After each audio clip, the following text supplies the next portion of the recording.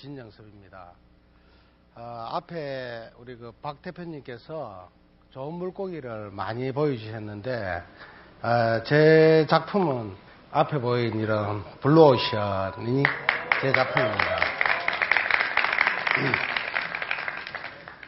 저는 평생 금속공예가로 굉장히 나름대로 행복하게 살았습니다. 직장생활도 물론 했습니다. 그렇지만은 그 직장생활도 작가로 살기에 굉장히 힘들었기 때문에 경제적으로 조금 이렇게 독립하고 또 결혼도 해야 되고 그래야 돼서 직업이 필요했던 거죠. 그래서 제가 첫 직장은 대한체육회에서 있었습니다. 그러면서 이제 결혼도 하고 또 대학원도 마치고 그리고 제가 전공한 예술은 취미생활로 하려고 그렇게 생각했습니다. 근데 결혼하고 나서 집사람이 낮에는 직장 가고 밤에는 작업하니까 두 개 중에 하나만 하라는 거예요. 정체성이 없다고. 그래서 이제 제가 뭘 할 것인가. 직업을 버리려니까 굉장히 힘든 삶이 눈에 보이고 또 계속 다니려니까 내가 하고 싶은 것을 또 못하겠고 정말 물 좋고 정자 좋고는 없다는 생각이 그때 들었습니다. 그래서 직업을 선택한다면은 뭘 할 것인가. 그래서 제가 죽을 때까지 내가 할 수 있는 거가 무엇일까. 사실 불가능한 이야기죠.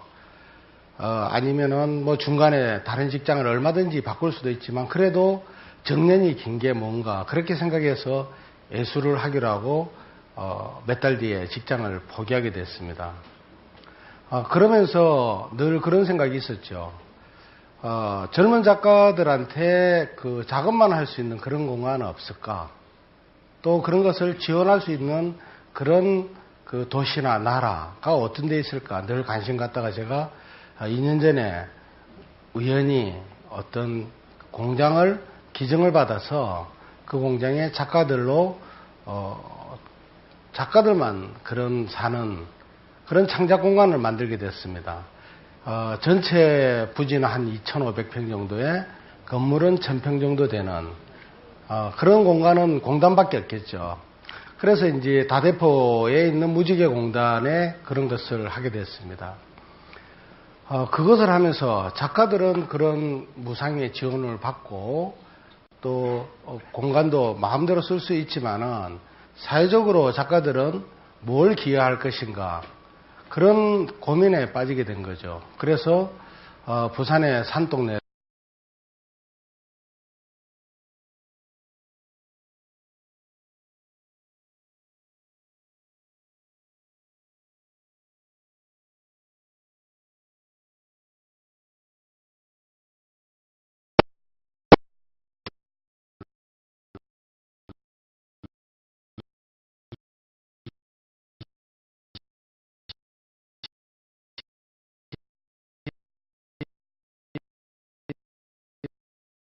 3년 전이었습니다. 제가 이 동네로 장가를 갔거든요. 그래서 처음 저도 부산에서 살면서 이 동네를 보고 이렇게 감동적인 지역이 있을까. 굉장히 그 가슴이 확 메였어요. 그러면서 제가 가끔 처갓집 갈 때마다 들릴 때마다 굉장히 감동적이라는 생각이 들어서 서울이나 또 외국에서 친구들이 오면은 꼭 부산 알릴 때 이 지역을 데리고 갔어요. 그만큼 이 지역 자체는 조형적으로 아름다웠다는 거죠. 사람이 만드는 부산에 많은 동네가 있지만은 제가 이 동네에 피를 꽂히지 않았다면은 제가 이 동네에 들어가지 않았을 겁니다. 리모컨을 안 들었네. 그래서 작가들이 뭘 할 것인가 그런 고민을 하다가 이 지역을 선택하게 되고 이 지역에 들어가서 문화예술 활동을 통해서 주민들의 어떤 생활의 경제적 가치를 좀 높일 수 있는 방법이 무엇일까. 사실 예술은 굉장히 순수한데 저는 그런 순수하지 못한 생각을 갖고 지금부터 타협하기로 시작했습니다. 제가 재작년에 어떤 통계에 보니까는 우리나라 전체에 아파트에 살고 있는 인구가 전체 인구의 63%라는 이야기를 듣고 굉장히 놀랐습니다. 제 감각으로는 한 50% 정도 될 거라고 생각했거든요. 그래서 그렇게 많은 사람들이 아파트에 살고 지금도 부산은 약 300개 정도의 아파트 재건축 지역을 추진하고 있다는 거죠. 용인시 같은 경우는 전체 인구의 80%가 아파트에 사는 거죠. 그래서 아파트라는 것은 첫째, 우리나라 아파트는 특히 개성이 없죠. 어느 아파트가 이름을 보지 않으면 잘 모르는 거죠. 그리고 과거의 모습을 찾아볼 수가 없다는 거죠. 그래서 부산은 다행히 삼복도로라는 긴 약 40km 정도의 삼복도로가 있고 거기에 70개 마을이 있어요. 거기에는 정치적으로, 경제적으로, 문화적으로 굉장히 소외된 지역이죠. 그래서 제가 이제 산동네를 이제 시작하려고 하니까 우리 집애가 뭐라고 하냐면 아빠는 왜 산동네냐고, 아파트도 많고 이런데 차라리 사람들이 더 많이 사는 아파트를 하지. 그래서 그렇게 이야기했죠. 소외된 지역을 먼저 가야지. 또 그것을 보존과 가치를 해야지 더 가치 있는 일이 아닌가. 그리고 저희들 가치 있는 작가들하고 어떻게 산동네를 조금 가까이서 또 문화적으로 재생할 것인가를 같이 고민을 하기 시작했습니다. 작가라는 사람들은 굉장히 이기적이고 또 때로는 독창적이면서 또 때로는 열정적인 그런 것들을 평소에 갖고 있죠. 그래서 기존의 어떤 무엇보다도 늘 새롭게 해야 된다는 창조 강박증이 있는 거죠. 그래서 이런 화두를 던지면은 누구나 다 쉽게 같이 하자는 그런 사람들이 너무 많아서 때로는 선별해야 되는 거죠. 그래서 이제 우리나라가 그러는 아파트 공화국이 되었는데 아파트가 되면서 어떤 문제가 있었냐면은 서로 소통이라는 게 전혀 없어진 거죠. 아파트에서 태어나서 아마 여러분 세대는 지금까지 아파트에 사는 사람들이 대부분일 겁니다. 근데 어릴 때 동네 친구라든지 어떤 뒷동산이라든지 아니면은 동네 놀이터라든지 이런 어떤 마을 구조의 친구보다는 주로 이사 가면은 새로운 친구들 사귀는 게 습관화되고 또 우리가 아파트에 사는 그런 과정을 보면은 재건축이나 또 아파트 조합 같은 것을 만들어서 땅을 팔고 나가면은 거기서 많은 돈을 받았을 때 늘 행복해 합니다. 실제 우리는 스물 지역에 가보면은 많은 사람들이 그 마을과 헤어질 때 어떻게 합니까? 큰 구슬 합니다.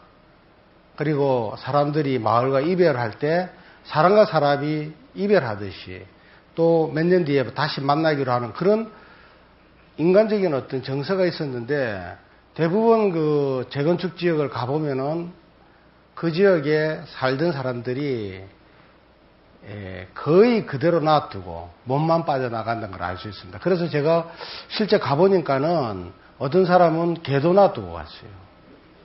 어떤 사람은 피아노도 놔두고 갔어요. 또 어느 집 가니까는 어제까지 쓰던 밥그릇, 주방기구 그대로 있었던 겁니다.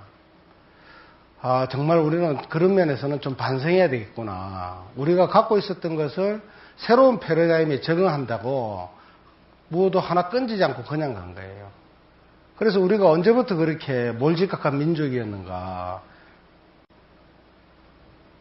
정말 왜 우리가 문화민족이 돼야 되는가를 다시 한번 생각한 거죠. 그래서 이런 아파트라는 그 구조 자체가 굉장히 비인간적인 그런 그 구조를 갖고 있다는 걸 알게 됐습니다. 부산의 삼복도로는 서민들이 가장 많이 살고 있죠. 그래서 한국 전쟁 이후로 이렇게 번성했지만은 1960년도에 도로를 놓게 됩니다. 그래서 그것을 삼복도로, 부산에만 쓰는 용어죠. 다른 지역은 그냥 산길, 산동네 다른 말을 쓰지만은 그래서 여기에 많은 서민들이 살고 있고 최근 북한 개발로 인해서 거기 마주보고 있는 중구 또 동구 좌천동 일대에 산동네를 개발하지 않으면은 북항에는 고층 타워가 올라가고 바라보는 뷰가 형편없이 돼가지고는 부산의 이미지가 좋지 않기 때문에 새로 이제 개발을 하기 위해서 삼복도로 프로젝트를 하고 있는 겁니다. 그래서 저희들은 그 많은 것 중에서 특히 제일 끝에 있는 감천동을 하기로 됐는데 여기는 보면은 사진에서 보다시피 전체적으로 가로형 산동네죠. 가로형 산동네란 말은 아파트가 계단식이 있고 또 복도식이 있듯이 산동네도 이런 스타일이 있는 거죠. 그래서 여기는 1958년도에 이 지역을 감천이동이라는 동이 분리가 된 거죠. 처음에는 태극도 교인들이 여기에 집단적으로 오신 거죠. 와서 나름대로 도시계획을 했습니다. 첫째는 모든 길은 다 통하게 하라. 그래서 마을 안에 어디도 막힌 길이 없습니다. 여기에 있는 그 집집마다 집 앞에 전부 다 길이 하나씩 있죠. 길이 있고 그 다음에 뒷집의 경관을 가리지 말라는 거죠.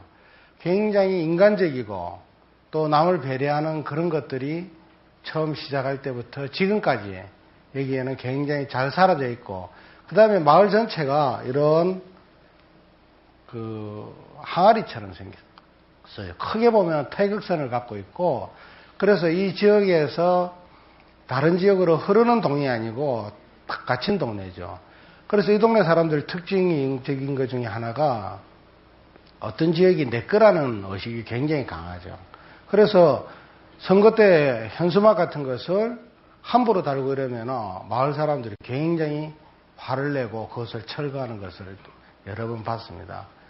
그래서 이 지역이 내 거라는 어떤 그런 거 있는 반면에 이 지역에 많은 사람들이 최근에 유출돼 가기 시작한 거죠. 2000년도까지만 해도 이 지역은 인구가 3만 명이었습니다. 그래서 골목마다 가게들이 굉장히 많이 있고 집값도 굉장히 비쌌습니다. 산동네 치고. 왜냐하면 남포동이나 자갈치 이쪽이 굉장히 가까운 지역에 있기 때문에 거기서 차 타면 버스 타면 10분 만에 가는 지역이죠. 그리고 또 학생 수는 조그마한 학교에 1000명이나 됐습니다. 또 현재 집은 4000세대인데 현재 인구는 몇 명이냐면은 약 10,000명 정도예요. 13,000명. 그러니까 3분의 1로 줄었죠. 전체 인구가. 또 이 지역은 학교가 1000명에서 지금 현재 학생 수는 200명이에요. 그러니까 젊은 사람들이 다 빠져나갔다는 이야기죠. 빈집이 현재 4,000세대 중에서 300세대의 빈집이 있는 거죠. 그래서 어떻게 보면은 도시의 몰락이라는 그런 어떤 초조감을 느끼면서 이 지역에서 주민들을 모아놓고 어떤 이야기를 했냐면 문화 콘텐츠로 마을을 좀 살리자. 그 문화가 무언가에 대해서 열심히 이야기했습니다. 그래서 주민들이 반대하시는 분도 물론 많았지만은 이 당시 그 제조업을 추진하다가 그만두게 된 그런 시점이기 때문에 상실감이 굉장히 컸어요. 그래서 이제 많은 부분들이 찬성을 했지만 현실적으로 당장 기금이 없었던 거죠. 무엇을 할 것인가. 그래서 저희들이 마침 문화체육관광부에 마을미술이라는 그런 그 공모가 있어서 그 공모로 이 마을에서 시작하게 됐습니다. 그래서 작년과 올해는 또 다른 공모로 또 해가지고 2년에 걸쳐서 마을미술 프로젝트를 하면서 22명의 작가들이 여기에 참가해서 주민들과 함께 마을을 조금씩 변화시키기 시작했습니다. 이 작품은 그래서 이제 작년 같은 경우는 주로 희망을 담는 메시지를 가져가자. 왜냐하면 이 지역을 떠나고 싶은 사람들밖에 없는 거예요. 그것은 앞에 2만 명이 떠나면서 보여준 거죠. 집값은 지금도 여러분들 1,000만 원만 있으면 집 한 채를 살 수 있는 동네입니다. 네이버한테 물어보니까는 전국에서 가장 싼 지역 중에 랭킹 2위였어요. 가장 싼 데는 대전이었더라고요. 그래서 여기는 50만 원에 5만 원짜리 집도 있습니다. 월세. 여러분들 아르바이트 해가지고 충분히 살 수 있는 그런 지역입니다. 그래서 외국인 근로자들도 굉장히 여기에는 많습니다. 그래서 뭐로 희망을 줄 것인가. 그래서 우선 저희들이 가기 전에 지역의 케이블과 협조를 해가지고 어떻게 무엇을 할 것인가에 대해서 적극적으로 홍보를 했습니다. 2달 동안. 제가 주로 이제 저만 나온 거죠. 그래서 제가 그 동네에서는 코털로 통합니다. 제가 나타나면은 제 이름 굳이 알 필요 없습니다. 제가 뭐 하는 사람인지 캐릭터가 있어야 되니까는. 그래서 지나가면은 여름에 시원한 물도 주고 또 아이스케이크도 주고 수박도 주고, 여기는 아직까지 한국의 어떤 정세 원형이 그대로 살아있다는 것을 느낍니다. 외국 손님들 모시고 가면은 주민들이 누구나 할 거 없이 막걸리에 사이다 타면 일본 사람들 좋아한다는 거 그 동네 사람들도 다 알고 있어요. 그래서 그런 칵테일도 해주고, 그래서 이제 이 동네 사람들하고 이래 하고 있으니까는 초등학교에서 요청이 들어온 거예요. 우리 애들도 같이 좀 해달라고. 그래서 하면서 조금씩 수정해 나간 거죠. 창조라는 것은 처음부터 완벽하게 그림 그려놓고 좋은 결과가 나올 것 같습니까? 그렇지 않습니다. 제가 매번 하면서 느끼는 것은 앞에 어떤 열정이 있었느냐가 그 결과물에 영향을 주는 거죠. 그러면서 잠재의식 속에 있었던 무언가가 뚫고 나와야지 비로소 조금 보이는 거죠. 그래서 이것은 창조의 어떤 중요한 부분이기도 하지만은 소통이라는 게 굉장히 중요한 거죠. 어느 날 어떤 사람들이 거기에 놔두고 갔어요. 그게 중요한 게 아니고 이 사람들이 어떻게 참여했느냐죠. 그래서 저희들이 소통이라는 것은 저는 이때까지 어떻게 생각했냐면 쌍방향인지 알았어요. 근데 하다 보니까는 그거는 너무 일방적인 거더라고요. 구애하는 거하고 똑같은 거예요. 상대는 내를 전혀 의식하지 못하지만 나는 상대한테 다가가야지 비로소 일이 시작되기 때문에. 그래서 마을 사람들한테 어떤 작품을 설치하려고 할 때 어떤 집에서는 반대하고 어떤 집에서는 원했어요. 그래서 이 초록색 집은 감천동의 캐릭터 같은 집인데 집주인 보고 하고 싶으면 색을 칠하라 했어요. 원하는 색을. 그리고 작가는 거기에 인간새라는 작품을 했습니다. 그래서 작년 1년 동안 열심히 해서 10점의 작품을 거기에 만들고 주민들이 나름 흐뭇했어요. 왜냐하면 마을이 뭔가 조금씩 변해가고 또 그것을 찾으러 오는 사람들이 보이는 거죠. 저희들이 진짜 하고 싶은 것은 마을 미술이 아니고 이 마을을 어떻게 변화시키느냐죠. 우리가 컴퓨터가 고장났다고 해서 매번 바꿉니까? 그렇지 않죠. 집도 마찬가지고 마을도 마찬가지고 그때그때 수리해서 써야 되는데 우리는 아파트 아니면 대안이 없다고 지금까지 생각한 거죠. 왜 보편적인 그런 주거단지는 재건축이나 이런 거 하지 않고 다 바꾸면은 돈 되는 아파트만 합니까? 그래서 사람들이 살아있는 삶의 현장에 그런 생활 개선을 하려면 먼저 공무원들이 관심 쏟도록 이 지역을 뭔가 비주얼하게 바꿔야 되기 때문에 마을 미술로 한 거죠.